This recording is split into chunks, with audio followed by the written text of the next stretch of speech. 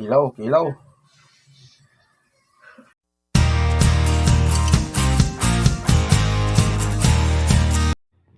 Ayan na guys. Ayan po yung huli natin. Dito na natin tinanggal sa bahay dahil medyo mataas ang dagat. So yan, nung nahuli natin, dilis. Yung malaking dilis. Yung tawag na dito is tuwakang. Yan. Ayan mga kasama natin nahuhuli, mga alo-halong isda. Ayan. Buti na lang, kasama ko masipag maglinis para sa pangkilaw at pangprito. Ayan. Ako naman ay nagtatanggal sa mga huli. Mga isdang dilis. Pangdagdag sa ating kilawin na dilis. Tuwakang.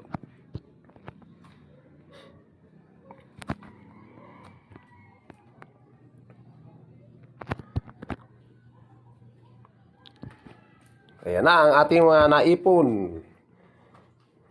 Samahan natin maglinis ang ating kasama. Prito naman tayo guys. Bukod sa kilawin, meron tayong pang prito.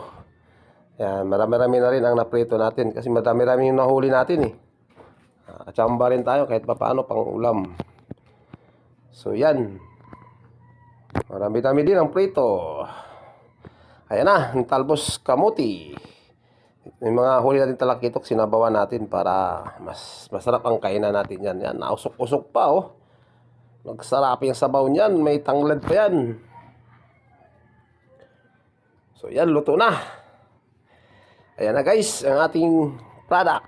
Ayan, kinilaw, prito. Mga isda. At meron din tayong palaman dyan, may okra. Ayan, pag dessert natin yung okra guys. So let's go, kainin na.